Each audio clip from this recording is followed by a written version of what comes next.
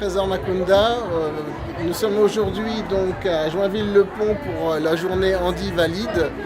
Trésor, parle-moi de ton implication dans cette journée Handi Valide. Déjà, merci d'être venu ici pour voir ce qu'on fait, parce que voilà, moi je suis là aussi à travers deux casquettes. La casquette d'ambassadeur du sport pour la région, mais surtout aussi en tant qu'un des membres de l'association La Perf, qui milite pour l'intégration des personnes handicapées dans le monde du sport. L'idée, c'est vraiment ça, c'est de promouvoir le sport et de promouvoir les personnes handicapées à travers le sport.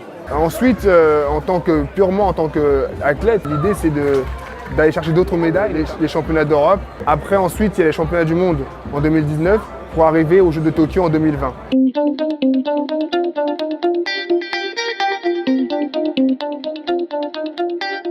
À travers votre aide, de pouvoir financer mon projet et donc trouver des partenaires.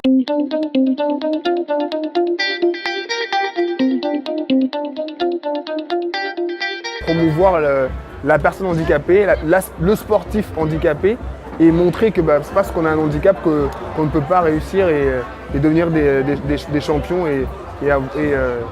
des champions par entière et représenter au mieux notre pays.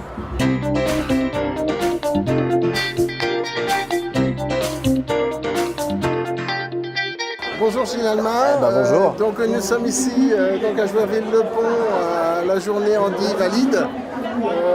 Qu'est-ce que ça représente pour vous de participer?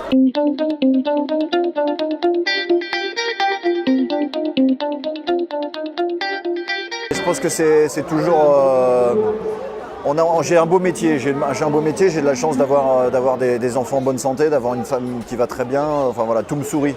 Donc je me dis, quand on a la chance de faire un beau métier, d'avoir une belle vie comme la mienne, autant essayer de donner un petit peu de temps et d'amour et de fraternité, de partage avec des gens qui ont moins de chance que moi, que ma famille.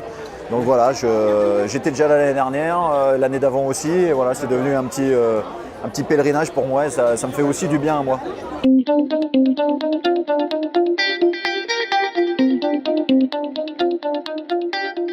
Ça remet un petit peu les valeurs en place. Ça remet les pendules à l'heure, exactement, voilà, c'est très très important.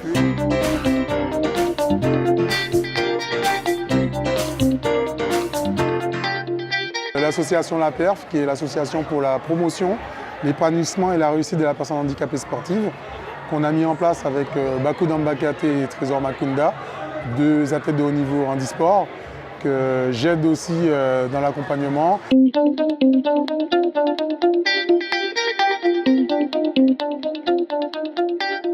On travaille avec différentes associations comme Audace, qui est là pour mettre en place des activités sportives, et avec les différentes villes, le ministère des Sports, les différentes instances sportives. D'accord. Voilà. Okay. Parlez-nous un petit peu du quotidien de l'athlète handisport.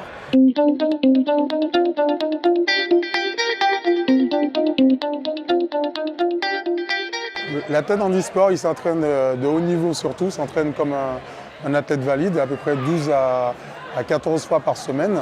Sauf que les difficultés qu'ils ont, c'est de pouvoir accéder au lieu, parce que tout n'est pas adapté pour eux. Oui.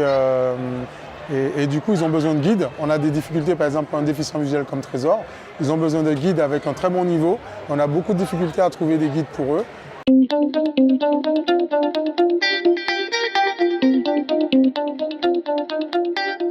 Parce qu'il faut taper dans les clubs, essayer de mobiliser les jeunes, les former, parce que la formation de guide n'existe pas.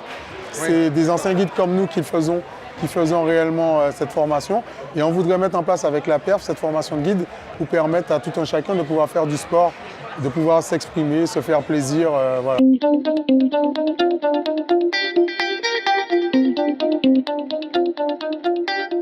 Financièrement, un athlète de haut niveau handisport doit payer en partie son stage, si c'est un stage national, doit payer en partie son stage.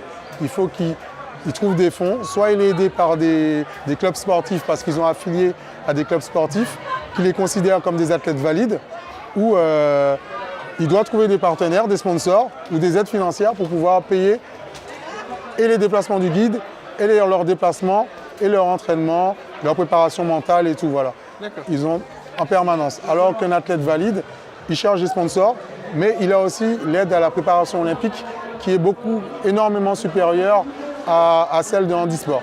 D'accord. Donc on a un gros travail à faire à ce niveau-là. Il y a un gros travail à faire et on doit le faire dans les années à venir pour pouvoir développer le sport et aussi qu'on puisse avoir des jeux parce que les Jeux 2024 sont là aussi pour faire avancer les choses, avancer la cause.